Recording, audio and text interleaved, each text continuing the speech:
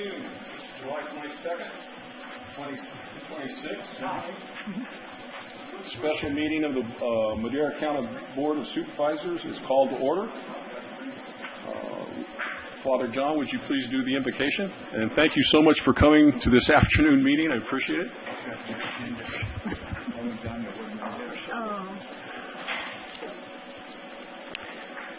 We gather in the name of the Father, and the Son, and the Holy Spirit. Father, source of all wisdom, truth, justice, goodness, beauty, and love, bless this meeting of the Madera County Board of Supervisors. Bless all who are present in this chamber. Bless all the citizens of this county. Give your gift of discernment to these public servants, that they might know what is the common good for the issues to be considered, and give your spirit of courage and desire to them so that they may pursue that good in truth and in love for the benefit of all. Through Christ our Lord. Amen. Thank you, Father. Is there, before we go to the flag salute, is there any comment? We do not have the list up because it is a special meeting. We'll just wait until the next. But if anybody wants to say anything about anybody that passed away from the last meeting, anybody? No? Okay. Okay. Matt, would you say the Pledge of Allegiance for us? I pledge allegiance to the flag of the United States of America and to the republic for which it stands, one nation, under God, indivisible, with liberty and justice for all. Thank you. Okay. Public comment. Public comment. The first 15 minutes of each regular session is set aside for members of the public to comment on any item within the jurisdiction of the board, but not appearing on the agenda. Items presented under public comment may not be discussed or acted upon by the board at this time. For items appearing on the agenda, the public is invited to comment at the time the item is called for consideration by the board. Any person addressing the board under public comment will be limited to a 3-minute presentation to ensure that all interested parties have an opportunity to speak.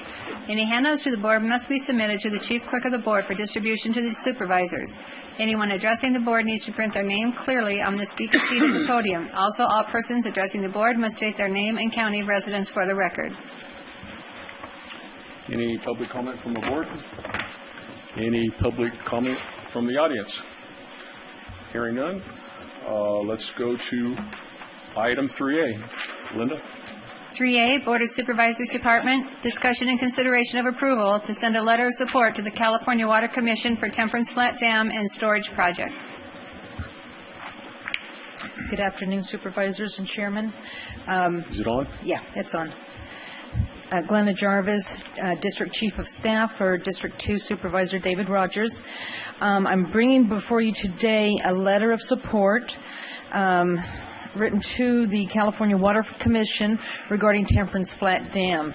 As you know, Proposition 1 had money set aside for surface water storage. On July 1st of this year, the San Joaquin Valley Water Infrastructure Authority and the U.S. Bureau of Reclamation signed an agreement aimed at developing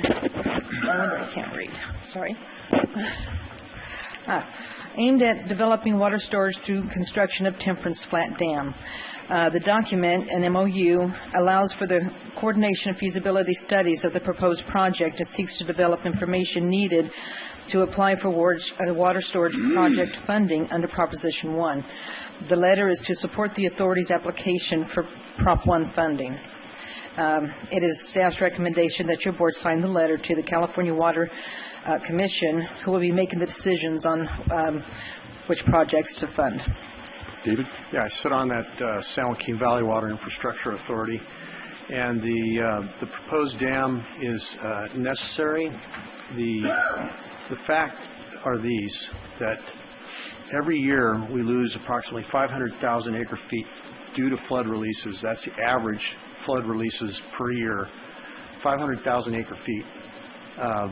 There are those who are worried about losing flood release water, which they normally get cheaper as a result of it being released, but they only collect a portion of that. The major portion of it flows out and is never recovered. Of the 500,000 acre feet, a very minuscule amount is actually used for what they call class, class 3. Yeah. And this will actually convert it to class 1 and 2 water. And it will be released slower and not in such a torrent of emergency. It can be used to groundwater recharge, which is a very important component of the entire project for Temperance Flat Dam. And as we know, our aquifers are being depleted by over groundwater pumping, and that would be a very important component of the entire project. So for this reason, I truly support Temperance Flat Dam, and I believe that it's going to be a benefit. David, so if we're not getting the flood releases, would that, like if we had contracts for waters, could those be upped so that we have more?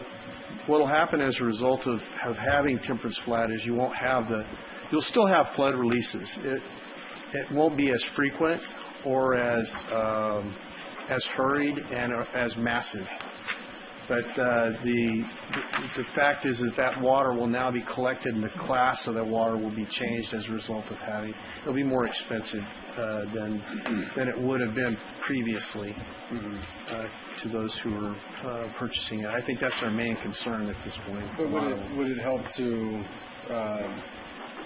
get, because when we're getting the allocations, will it help to up those allocations so that we have a more I think we'll have a more stable water supply as a result of that.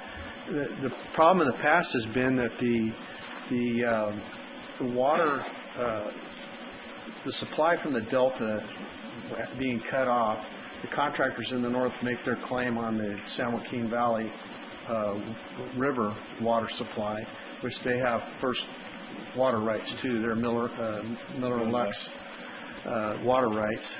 And so this will create a more stable situation where even the water that's released and goes down to Mendota Pool can be retrieved by those contractors from the north and utilized as well.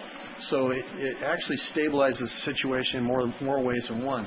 Water that would be used for environmental purposes can now be used at the end of its useful life for those environmental purposes. By the time it gets to Mendota Pool, it's cooled the river for fish, but it's also able to be used as it hits that pool. So it does increase the useful life of environmental water, as well as the resources that have been typically released for flood concerns and just lost altogether in massive amounts. Tom? Yeah, just on top of all that, I mean, that's all good information, but a lot of people still don't realize what a dam does to the aquifer underneath it.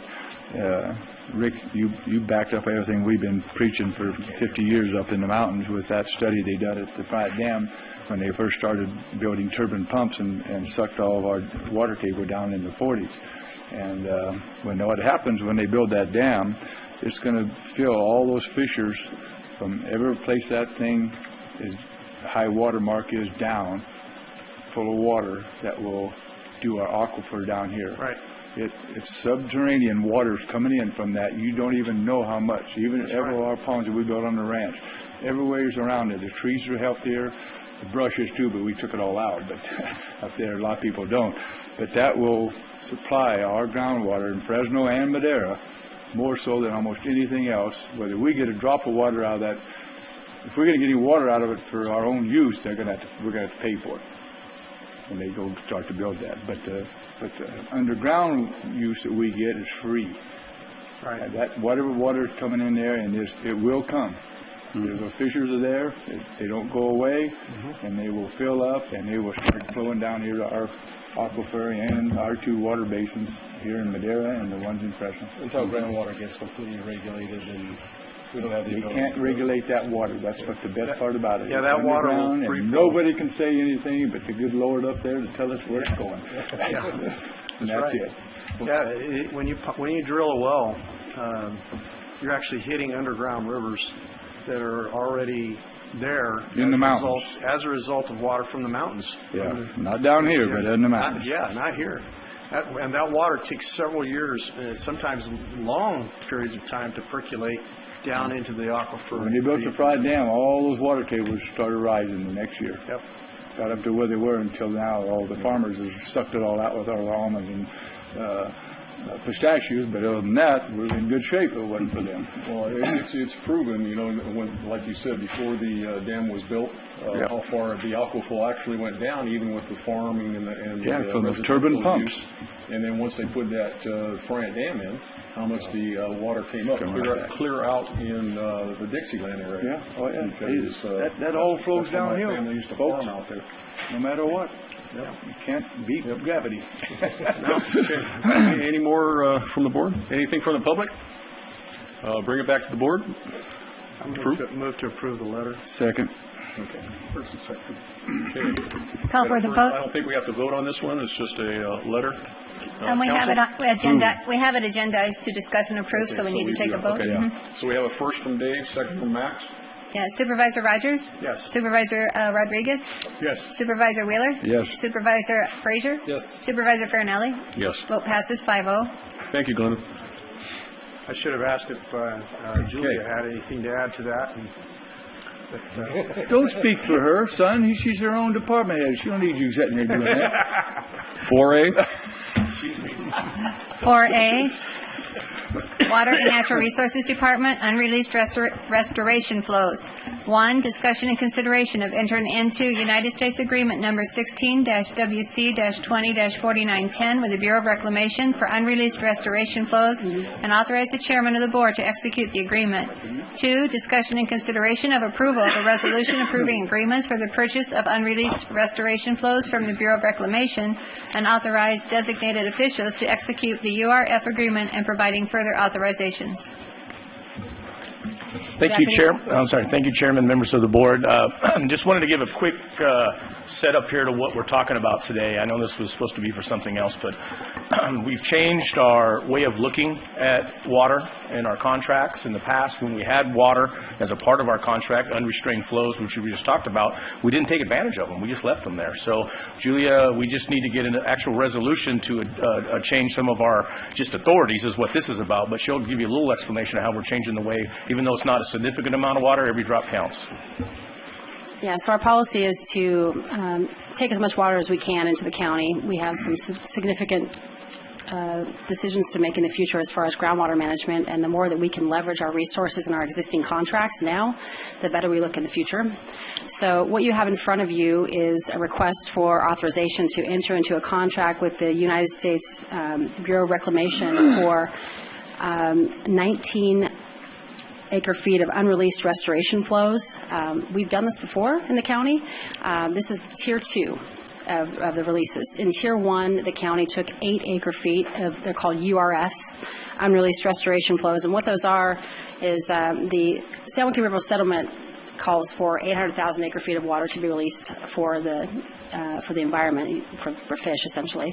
But at this time, the river can't take all that water at one time. So they're in the process of constructing better levees and doing some work on the different reaches off the San Joaquin River and that flow from the Bryant Dam. And so until they're able to release that full amount, because the Madera County has an existing contract unrelated to the URFs, we do enjoy the benefit of being able to take URFs. They offer them to the county.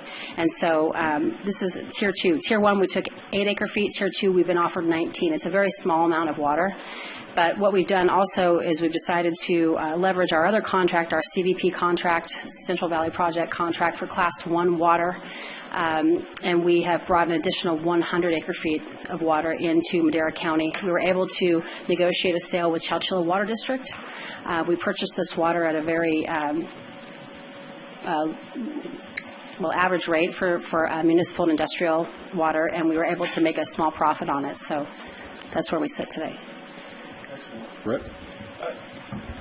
This is great, and this is, I think, proof positive why we needed Julia to be able to look at these things. These were things that weren't done for years. And a small profit. I mean, $37,500 less $1,000 in your costs is a good size amount of money. That's and that can help put in some of the infrastructure that's needed in the hidden lakes. Because this water contract is for their benefit, and this is about as beneficial as it was. We wouldn't have taken this water. We wouldn't have done anything with it. And now we were able to not only take it, but leverage it, as Julia said. And bank it. And have money for the district, and then this water is going to Chowchilla Water District. That's 100 acre feet that's going to go into Chowchilla in Madera County. If 100 acre feet comes in surface water, that's 100 acre feet that doesn't have to come out of the ground. Yes. I think this is a great job, Julia. You did a great job. You negotiated a great rate for everybody. I think this is fantastic. If we can do more of this. I think we probably could have got 550, though.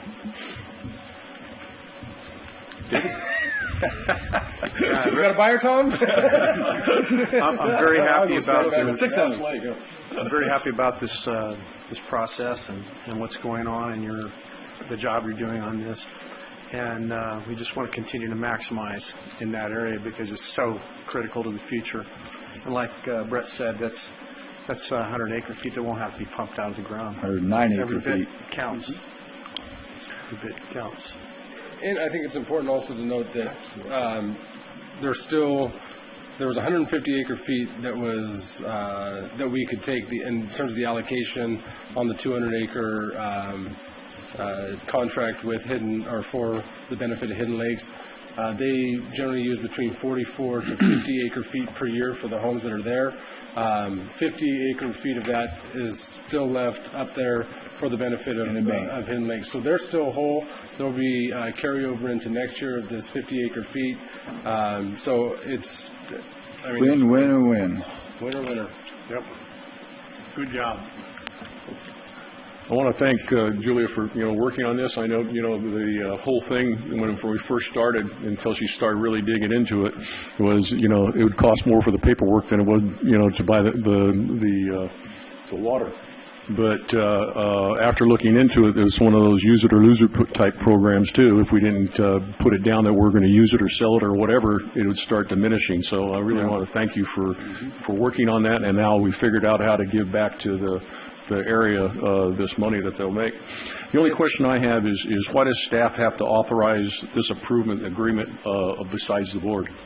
It has to do with the reason why we're really here. The paperwork we did, I believe, back in earlier this year, I apologize, May 3rd, it had some language that was overly specific, and we were trying, that's why we had to come back to make this broad enough language in the future that we don't have to every time do that. So it was just some cleanup language. Is why the language in May didn't go far enough to make the Bureau, satisfy the Bureau and all the legal beagles that we did things correctly. We don't want to be signing agreements out of school. So we did. The real reason for this project isn't the presentation you got, is to get a new resolution to allow us to sign that because it just didn't have the right words in it. Plus, it didn't have Julia as a signee as well. So that's the reason why. The board will still, on this resolution, the board will still be kind of like the oversight on it.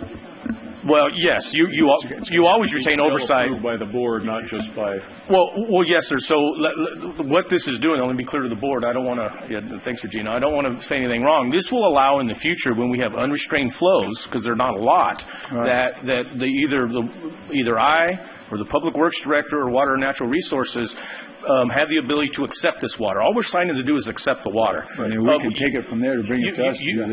Right. You as a board always retain control over us as department heads. And what we would do as a process, I can guarantee you going forward, is that we wouldn't sign something like this without talking to the chairman and the supervisor of record anyway. Don't ever forget that, Norm.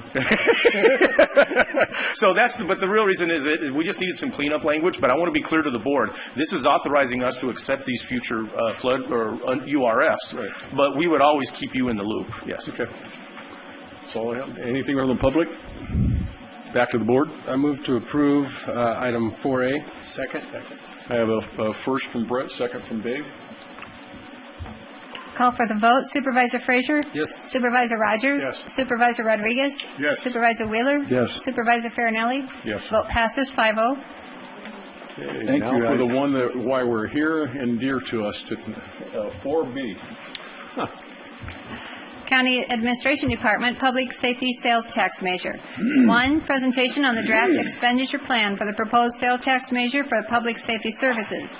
2, discussion and direction to staff to participate with VRPA in a series of stakeholder meetings. 3, discussion and direction to staff to return to your board on October 4th, 2016 with the final sales tax expenditure plan, proposed sales tax measure ordinance, and all associated documents. Good afternoon, Mr. Chairman, members of the board. Eric Fleming, County Administrator. Just a quick bit of history before I introduce the presenters today. In January of 2016, your board unanimously authorized me, the CAO, to seek professional services to assist in the preparation of a dedicated public safety sales tax measure for an upcoming ballot. Then in February of 2016, based on the recommendations from staff and the board's directed public safety ad hoc committee, your board approved a contract with VRPA Technologies to provide that consulting service. The ad hoc committee has worked, continues to work, and has worked with VRPA over the past few months on doing their research and gathering information and developing a draft expenditure plan, which will be presented to your board today. At this point, the target date for the measure, though your board hasn't taken a formal position, is March of 2017. So with that, I'll turn it over to Georgina Vivian and Bill Ritchie, who are going to be doing the presentation today.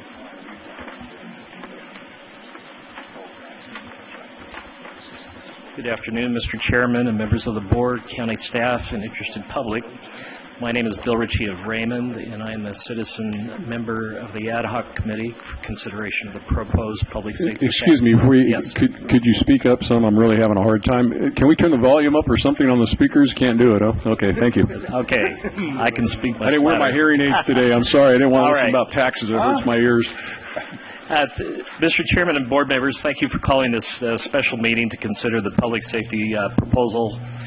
My name is Bill Ritchie of Raymond. I'm the citizen member of the Ad hoc Public Safety Committee to consider this proposal and bring forth to this board a proposed spending plan that would be based on asking the voters for approval of a 1 cent sales tax increase, special tax that would be allocated solely for the purpose of increasing funding of public safety.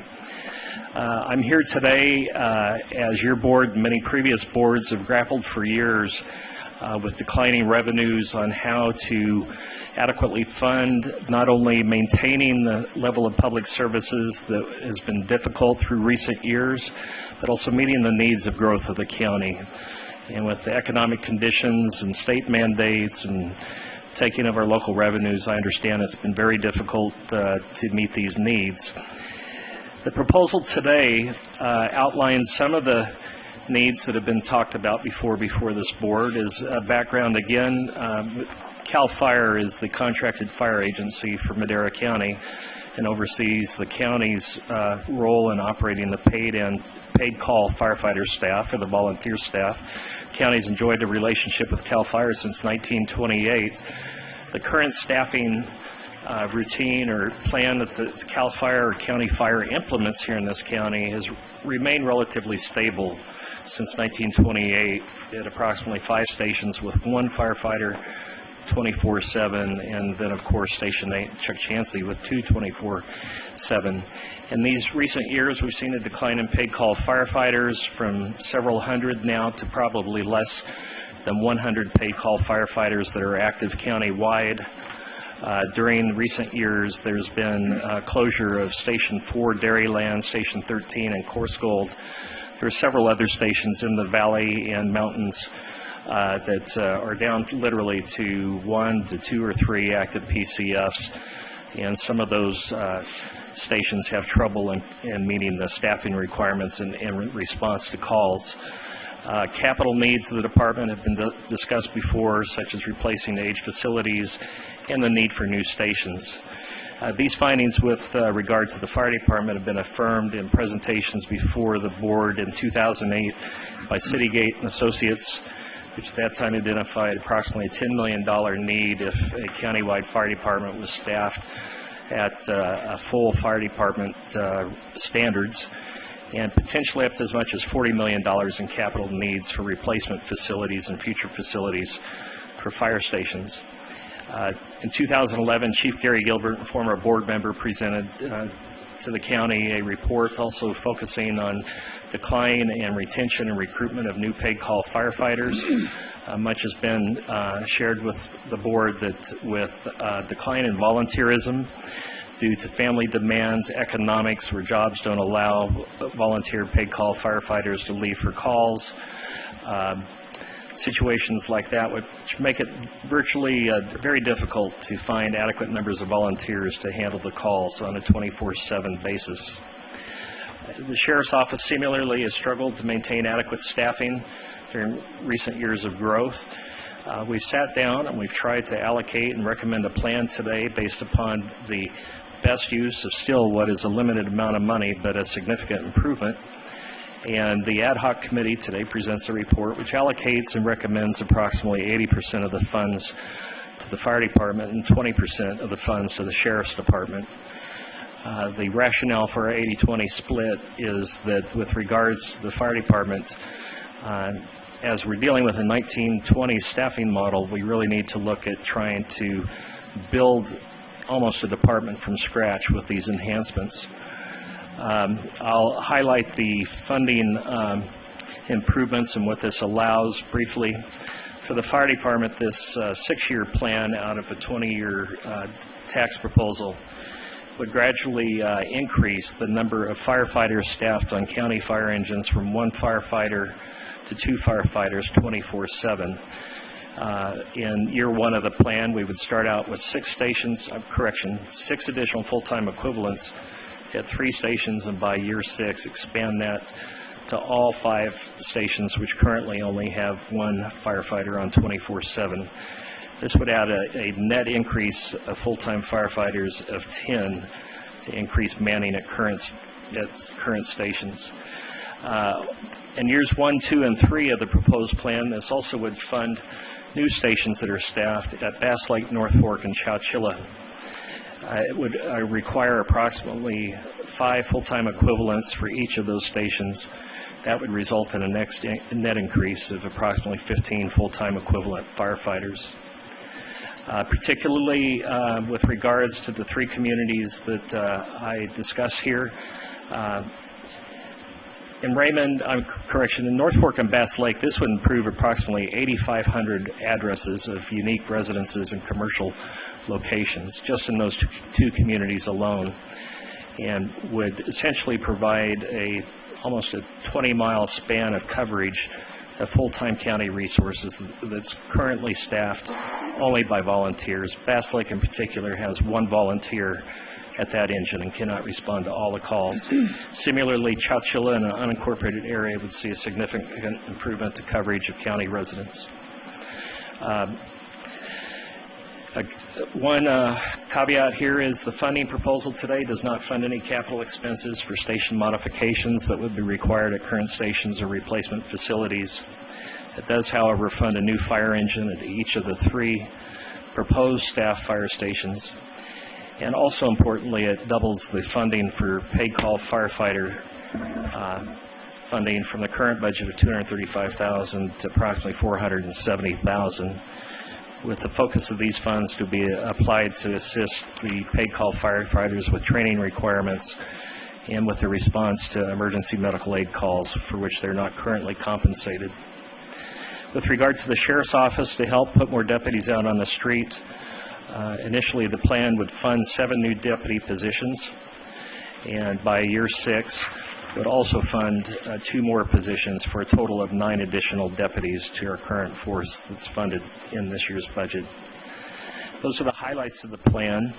After the rest of the presentation, if there's any questions that I can answer, I'd be happy to do that. And at this time, I'll turn the financial presentation over to Georgina.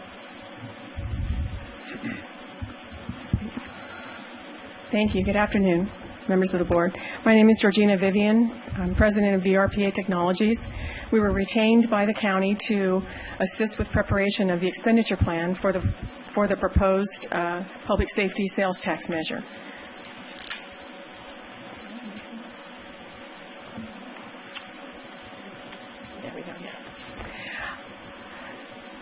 I'm going to take you through how we developed the plan, what is proposed, why the sales tax increase is needed, highlighting some of those issues that Bill mentioned, how public safety will be enhanced, how the public safety sales tax would be administered, what materials will be used to go out and educate the public regarding the measure, what are the next steps, and then how Madera County citizens can learn more.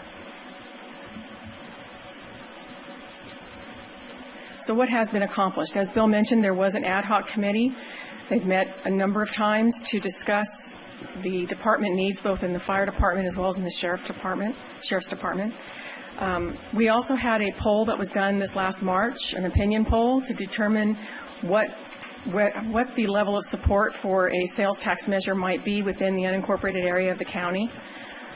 We did approximately 279 completed surveys, and we will be taking you through the results of that process in just a few minutes. We also had a consultant on board to look at what the sales tax proceeds were estimated to be as a result of this measure, and so we'll take you through that as well. And of course, we worked with the fire department and the sheriff's department to identify the costs associated with all the various additional firefighters and sheriff's deputies that were mentioned by Bill. From there, we developed an expenditure plan to look at the duration as well as the amount of the proposed sales tax over the next 20 years, costs versus expected proceeds, so that we made sure that we were able to cover the costs on an annual basis between now and the year 2037. That the costs versus expected proceeds how the sales tax will be administered and audited. We want to ensure that everyone is understanding that there won't be additional funds allocated to administer the sales tax. 1% of the sales tax will be allocated to actually administer the sales tax. So the 99% of the tax will go to both fire and sheriff protective services.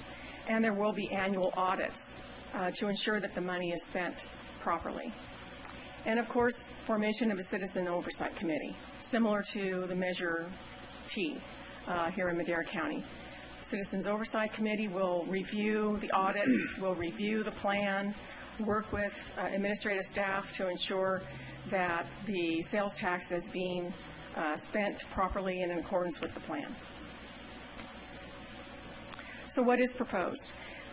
We have proposed a specific use tax, which means that it can only be used for this specific use, for public safety. It does require a supermajority of vote, or 2/3 vote, 67%. The sales tax can only be allocated to county safety, public safety projects. It cannot be allocated to any other type of program or project. We looked at the specific use tax because we wanted to be accountable. A general sales tax would be able to be used within your general fund for any purpose, and we wanted to make sure that there were restrictions on how this tax was going to be applied. We are looking at a 1-cent sales tax increase, and that would be within the unincorporated area only, not including the incorporated cities of Chowchilla and Madera. It will increase the sales tax from the current 8 cents to 9 cents, and it will be, as I mentioned before, collected over a 20-year period between October 2017 and June 2037. It will generate approximately $4 million a year in year one, which is a short year. It's a 9-month period. But by year 20, it will be up to $11.4 million. On average, over the 20-year period, $8 million. The proceeds will be split, as I mentioned previously, 80% to the fire department, 20% to the sheriff's department, with a maximum of 1% for administering the tax.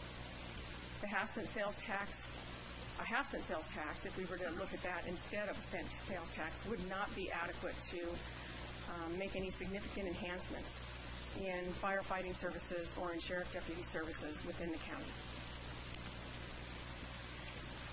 This identifies the sales tax proceeds that are expected over the 20-year period.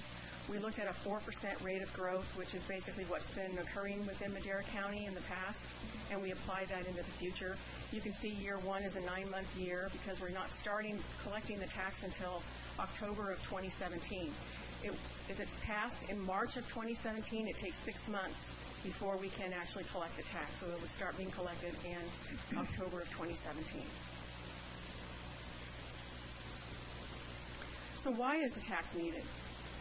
Of course, to enhance public safety, to respond to growth and development within the county, although there will be mitigations that will be required on growth and development as well for fire and sheriff services, to provide for a 20-year dedicated revenue source, which you don't have now for public services. And that allows you to phase in firefighters over a 6-year period, as well as sheriff's deputies, and improve and enhance the public safety within Madera County. In terms of the fire department, we are looking at additional fire personnel, additional equipment, as Bill mentioned. There'll be a new fire engine, one for each of the new stations in Bass Lake, North Fork, and North Madera County, which is Chowchilla/Fairmead. There'll be enhanced training, new and enhanced fire station services, enhanced tree mortality just because of the education and assistance that the CAL FIRE services can provide, increased paid call firefighter services and support, and then, of course, we're hoping reduced home insurance policy rates. So we know that federal and state laws have changed, but the county has not had the funding to improve staffing levels, equipment, or training. And as a result, the county has been left behind in terms of standards of coverage, the essential services structures, up-to-date equipment, which is really critical, and then, of course, the ISO rating, which is very high for insurance policies, resulting in high insurance premiums for property owners.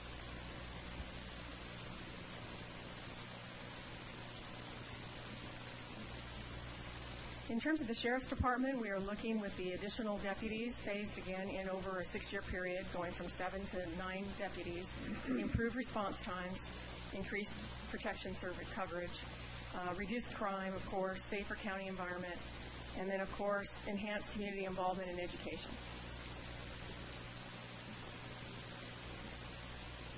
So how do the voters feel? These are the results from the poll that we took last March, as I mentioned previously. And the question was posed, shall Madera County enact a countywide public safety sales tax to improve firefighting services throughout the county, increase the number of paid and volunteer firefighters in the county, improve instructional and training services for volunteer firefighters, and increase the number of sheriff's deputies in the county? And as a result of that question, and that all comes along with audits and citizens' oversight, there was an overwhelming yes to approve if they were given the choice to approve a cent sales tax at 72%. A half cent is even greater, of course. It's a smaller amount at 76%. The opposition is noted here, 22 and 28%, and there are some liens. So the liens plus the yes approve result in our 76% at a half cent and 72 at 1 cent. Remembering we need 67% of the voters to approve the measure. This was another question that was asked. What do you think is the most important problem facing Madera County today? And you can see the water and the drought is their most significant problem. Crime at 10%, transportation roads at 9%, and so on. And then the last question I'm going to go over with you. We have results for all of these different questions in addition to others. Generally speaking, would you say that Madera County has a great need for additional funding, some need or little need, or no real need for additional funding to maintain fire and emergency response services? And the majority came back and said great need and some need, which gets us to 78% there. That's a really good one. So how will public safety be enhanced? Bill went through and mentioned the new fire stations in the 3 locations, North Fork, Bass Lake, and North Madera, Chowchilla/Fairmead area. That would include 3 new fire engines. And then, of course, there would be 2 new firefighters at each of the 5 existing fire stations, including those listed on the screen. They would improve instructional and training services, improve tree mortality, as I mentioned previously, and other benefits. This is just a map showing where those existing stations are located. In terms of the Sheriff's Office, as I mentioned previously, there will be 9 new Sheriff's deputies. We'll start out with 7 in year 1. By year 9, by year 6, we will be at 9 deputies. And that represents a greater than 10% increase in personnel for the Sheriff's Department. I'm not going to go into detail with these. This is just the expenditure. It shows the sales tax coming in, the costs of services applied to that sales tax proceeds, and where we end up at the end of each fiscal year. There's a chart for every fiscal year included in the expenditure plan. So it shows you what monies are coming in and what monies are being carried over, and then what the costs are for the services.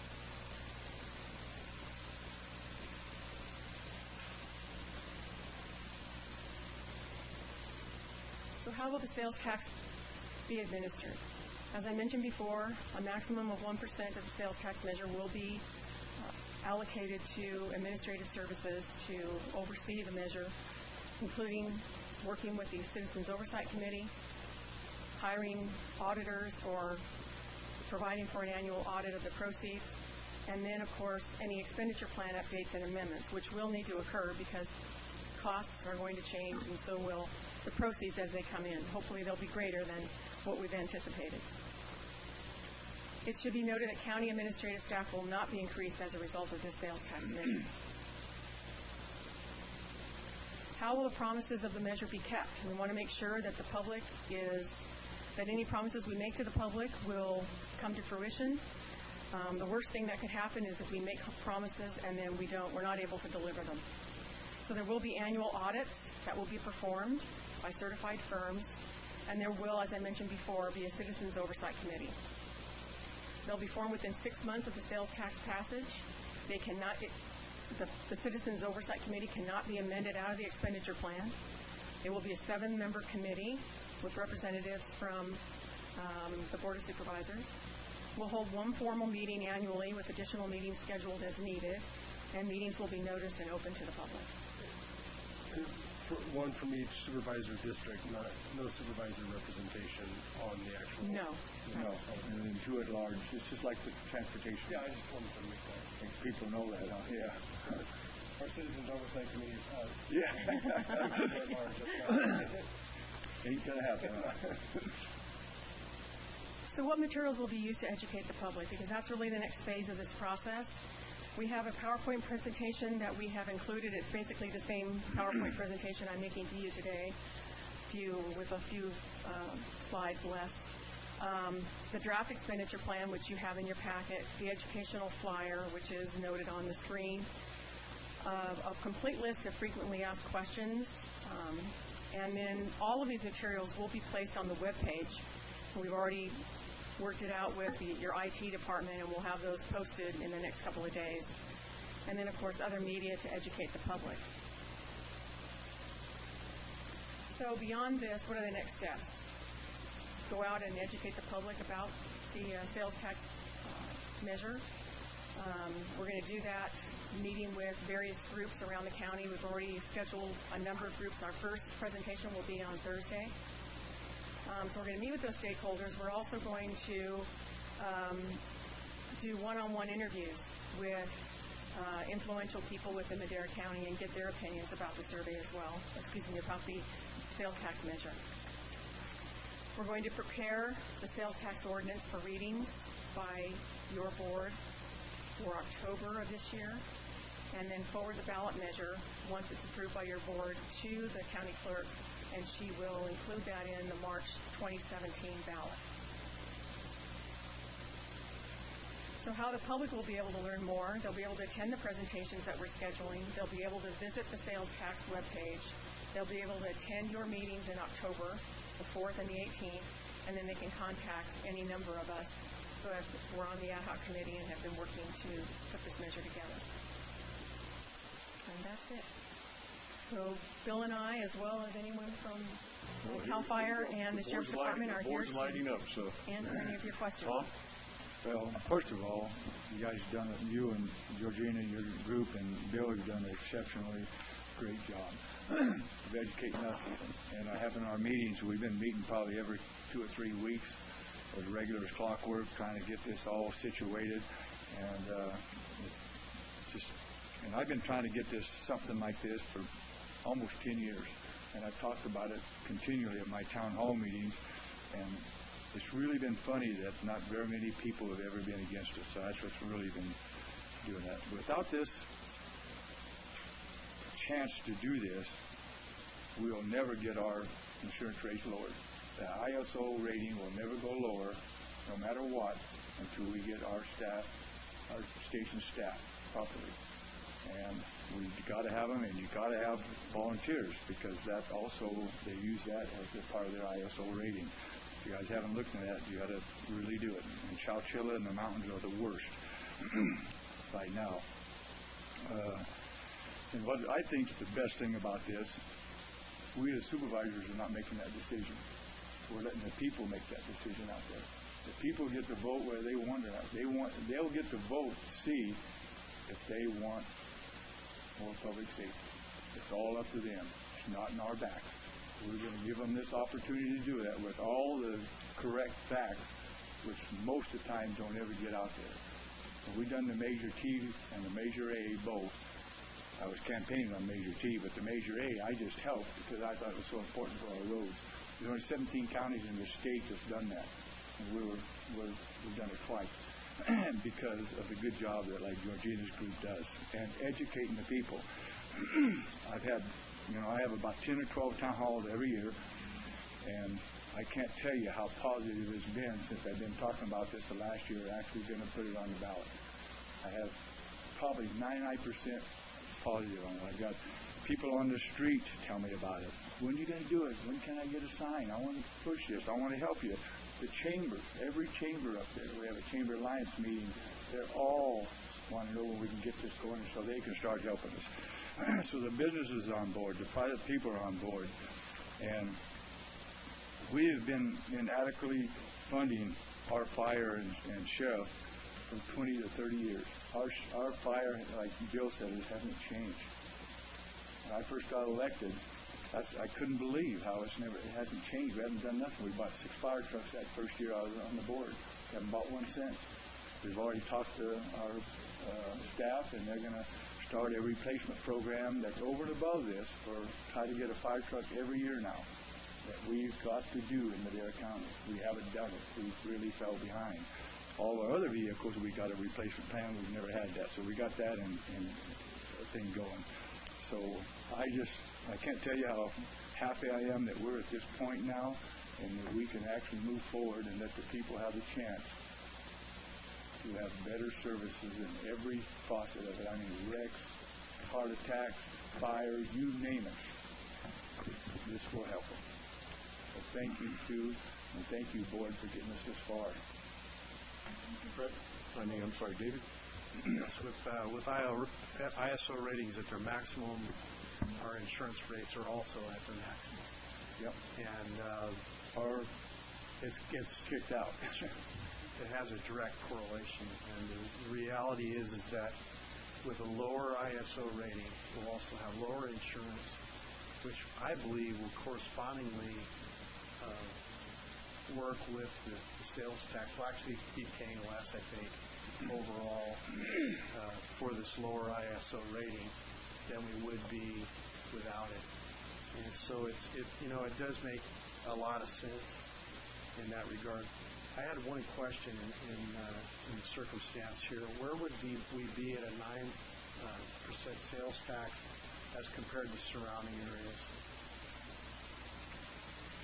That's a good question. Fresno was 8 3/4, I know that. Yeah, Fresno is 8 3/4. Yeah, Merced is, I think they're still at 8. I'm not sure.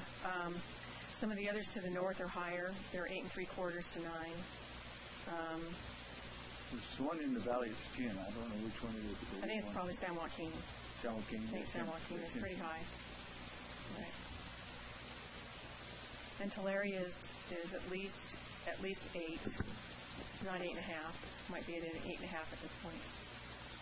So. the reason I ask. We don't want to put ourselves in a position where we outpace everybody else and drive away economic development. That would be a serious mistake. However, that's almost a negligible difference when you consider a 4%. Yeah, and a company coming in look closer at the ISO ratings and what kind of if you have a station duty versus if you're at 8 3/4 or 9. Right, and I think the economic development due to public safety outweighs the cost. And you also have to consider with the size of Fresno, the economy of scale.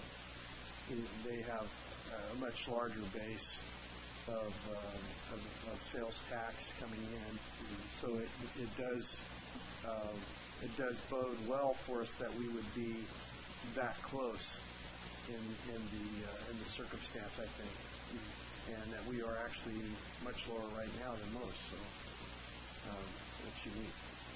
Something I learned that I didn't know the other day was that when you buy it, even if you buy a car outside of the area, you pay your sales tax to the area that you live in. I learned that through the Right. Yeah.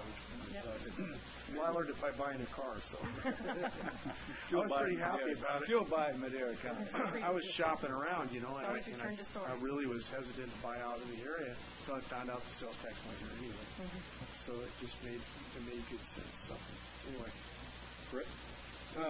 So just a couple of things that I wanted to really point out through this ad hoc committee. Making it or saying that this should be a dedicated tax that says that it's not going anywhere else, even though it's a higher threshold.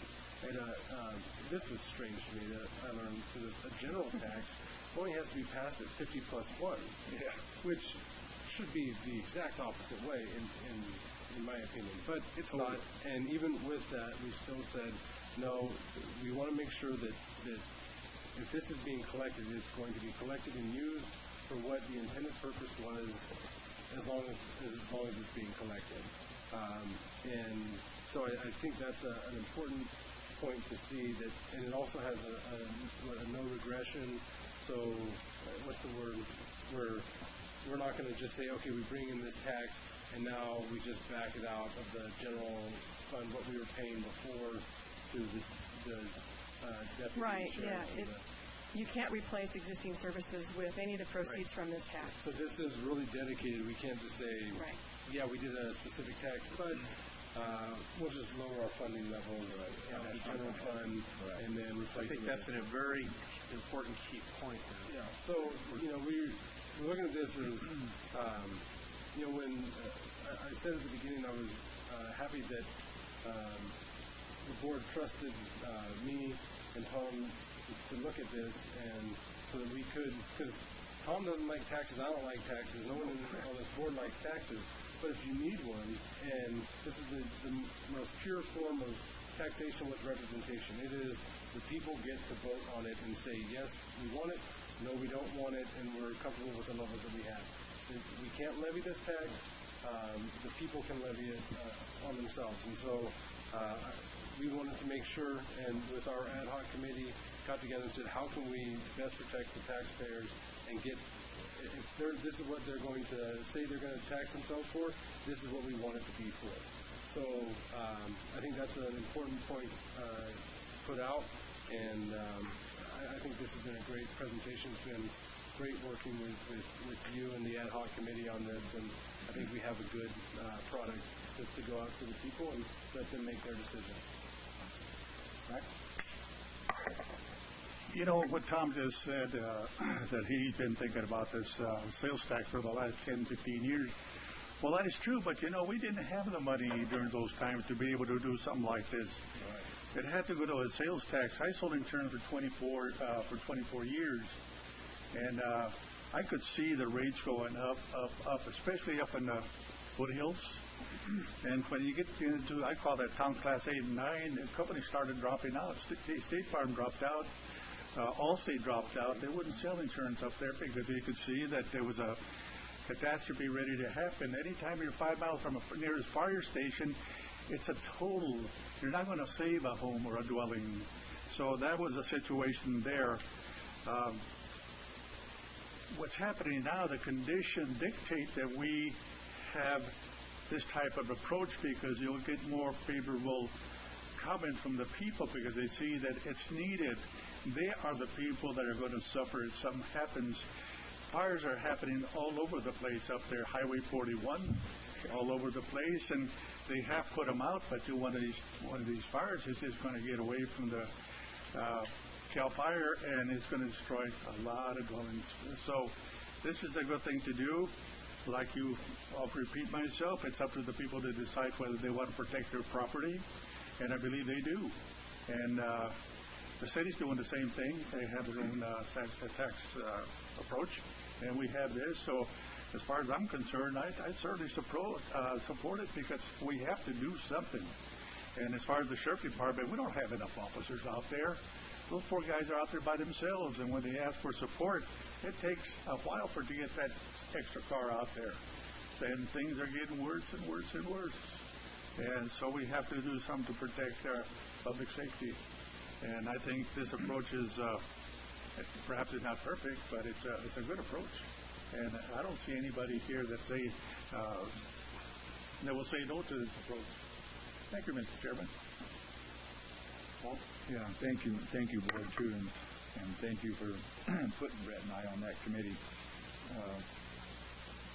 It's been a lot of meetings, but it's really been worth it, and I've learned a lot, too, like Brett said, so I thought I knew everything. Shoot, how about I don't? Yeah.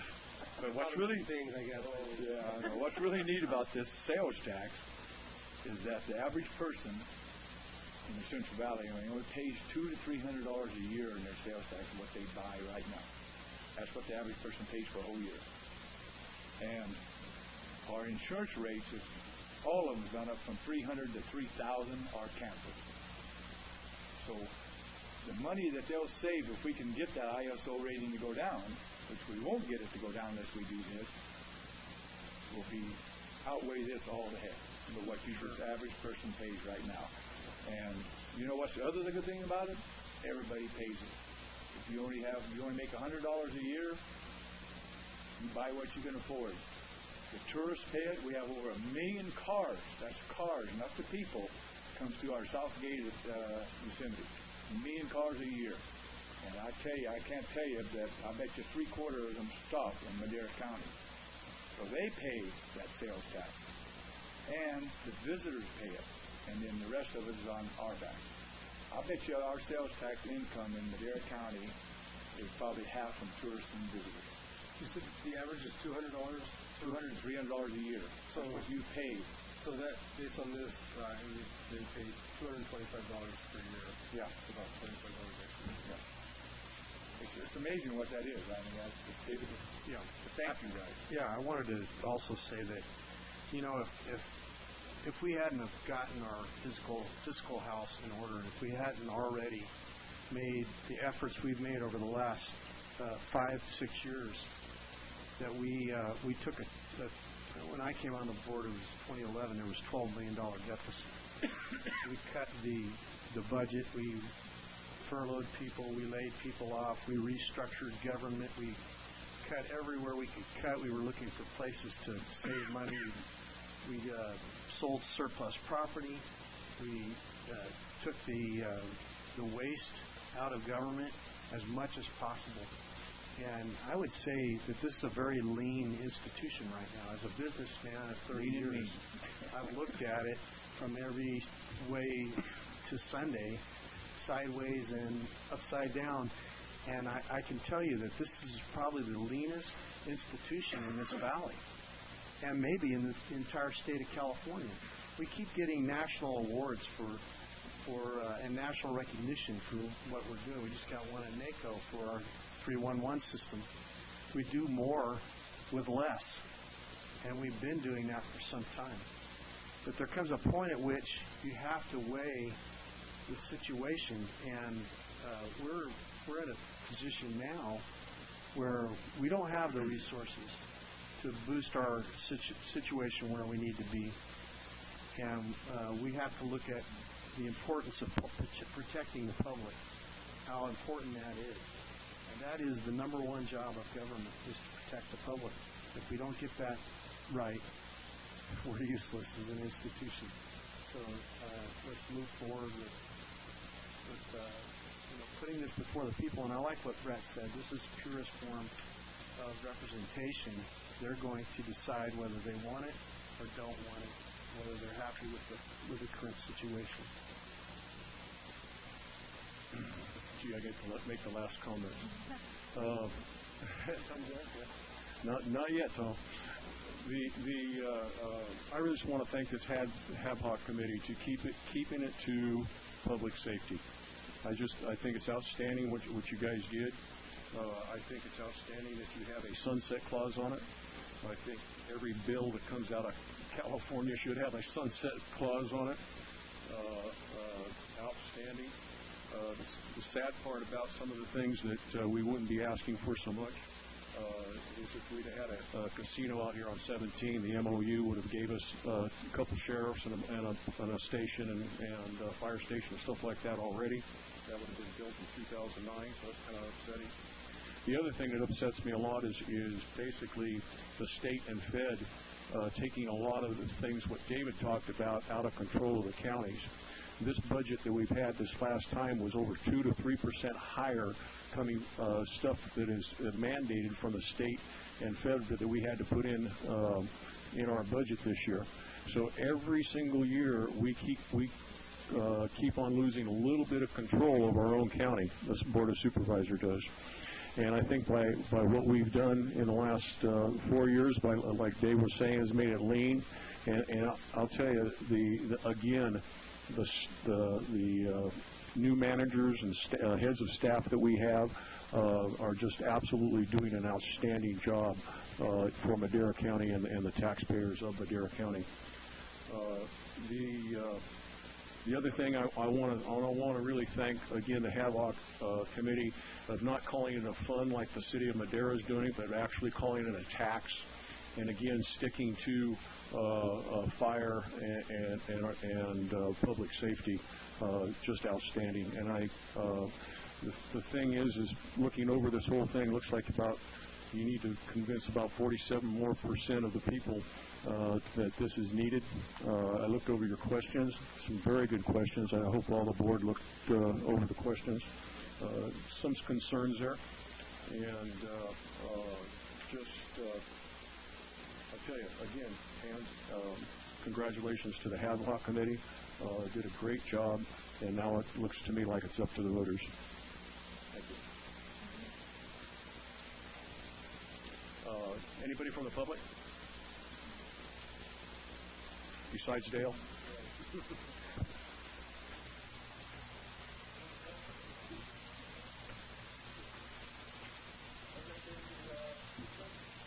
Well, you got to look down into the belly. Freedom March.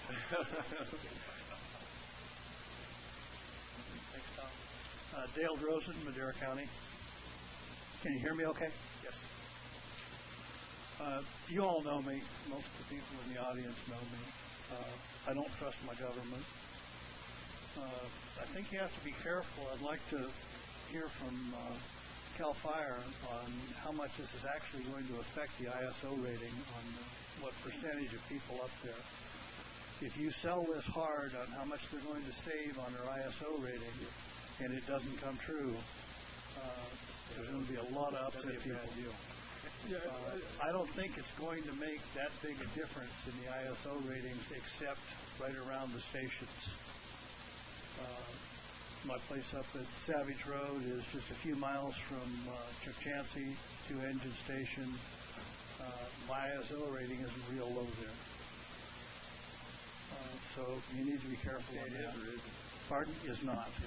Is not. It makes a little bit of difference. You can get insurance. But that's only a very small circle. Yeah, but don't you agree, Dale, that without doing this, there will be no change in ISO rating anyway? True.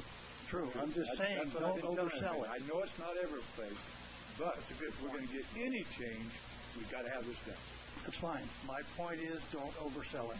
No, I'm not. I told everyone don't replace it with that. Yeah. Right. The other thing is, no place in the presentation or no place in anything I read, was the part in there about the county will continue to fund the sheriff's office and the fire department at the current level, percentage of budget-wise.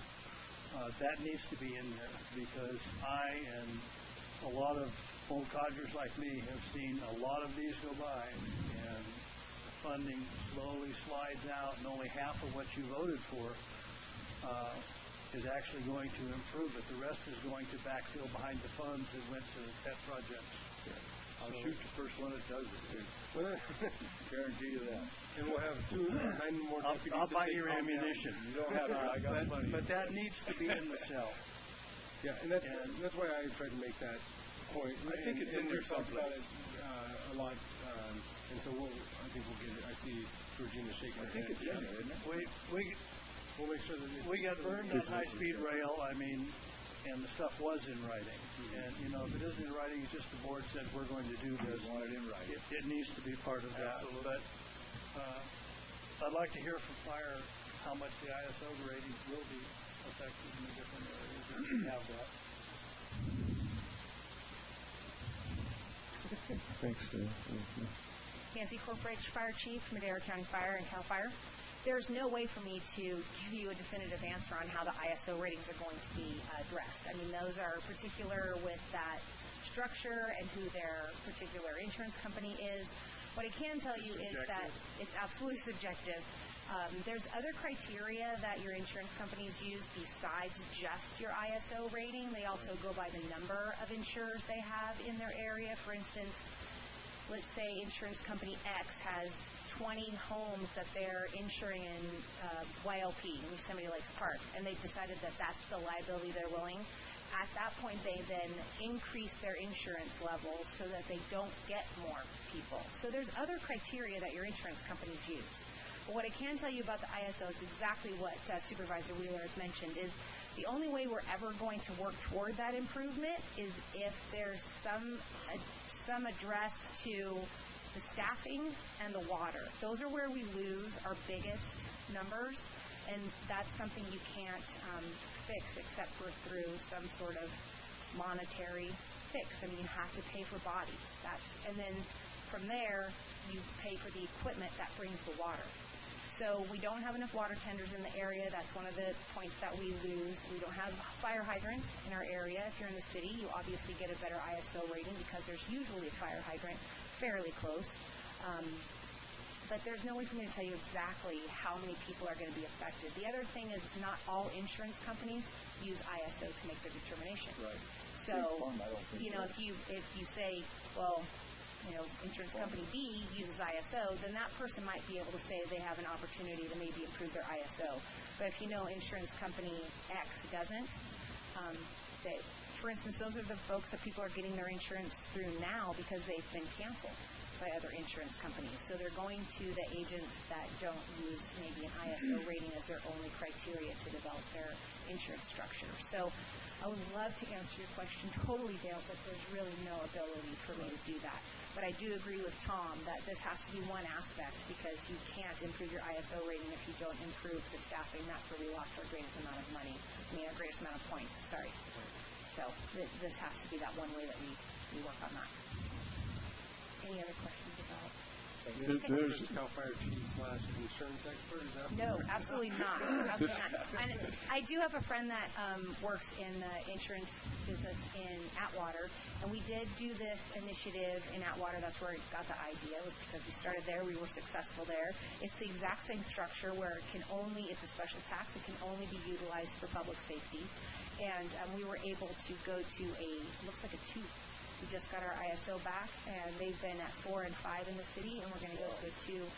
And the insurance person that we spoke with there has said that will save people thousands. Commercial structures, thousands. It'll save homeowners hundreds. So I'm really hoping that we're never going to see a 2. Please don't. If we get 6 and 8, it'd be really nice. Yes. Real quick, there's no difference between the insurance companies on Obamacare or the insurance companies on fire. What happened to the fire, because of all the dead trees and everything, everybody panicked. Insurance companies say it's going to cost us this much more because we're going to burn houses down instead of trees and stuff because it's not maintained. And it all depends on the region that you're in, on these insurance companies. Up in 108, on 108, their insurance didn't go up one bit after the rim fire. Not one bit, because the way the forest is maintained. And it's kind of interesting that they look at it the insurance companies look at regional forestry. And just like Obamacare, they didn't know what the heck it was going to cost, so what do? They raise the insurance until they gouge it, until it's going to kick into 17% this year in 2007. We haven't seen nothing yet on Obamacare. But the insurance companies did the same thing on the fire. But now they're gradually, because we're cutting trees down and stuff around different areas, the insurance is coming down. So it's interesting because they knew they were going to pay out the pocket with all the houses going down with the way the condition of the forest is in. I mean, you don't have to be a genius to know that. I can tell you that the state, and I've brought this up on our state calls too, that I've asked for the state to look at ways that we can address the insurance commissioner, the state's insurance commissioner, for, I can tell you when we had the Cedar Fire, the old fire in Southern California in 2003, when thousands of people were evacuated and hundreds of homes were burned, there were some folks there that said they could not get their insurance company to provide them any preventive money to take down trees. Those are the types of things that our state is working on right now through our CDAA grant monies. That's looking towards preventive work. We've asked to speak with the insurance folks to see if there's any type of way they would start to even look at opportunities for preventive and try to help these homeowners do some preventative maintenance with respect to these trees. And I think that will also assist us. But it still won't address our issue of staffing. So that's where we have to do our best. Thank you, Dale. Thank you. Dale, you have another word to say? I do. Good. Just so it's perfectly clear, I'm kind of cautious about what I put my name on. Everything I do has got to do with reputation. You got a reputation? Don't you deal with you guys, I do. With those two concerns, please don't oversell the ISO thing and be able to put through on it, and don't cut the funding that's already going there. I'm behind it 100%. Thank you, Dale. Thank you. That's awesome. Thanks, Dale. Anybody else from the public? I'd like to say, just CA, you have something to say? Mr. Chairman, I did want to circle back and just quickly give you an answer. Somebody had asked about surrounding jurisdictions of sales tax. Mariposa is at 8%, Fresno's at 8.225, Kings is 7.5, Tulare is at 8. So 8 is pretty common. At 9, we would be slightly higher than there's some communities like Sanger, Dinuba, Reedley. They're all up around 8.7, 8.725, and so these are some of the successful communities out there that put 5 and doing well. So 9 doesn't really put it far out of the ballpark. No, want to circle. I know there's some special taxes too that kick in some places at 5. I think I've paid it besides 875 in Fresno. Yeah. Okay. I hope the voters really look at this and analyze it, because everything that's been mandated from the state and the feds and things that have trickled down, like Proposition 47 and stuff, which we don't get any money for, AB 109. We got a brand new shiny jail, but it didn't come with any jailers, and the money from the state didn't. So this is basically, again, fire and safety for your protection.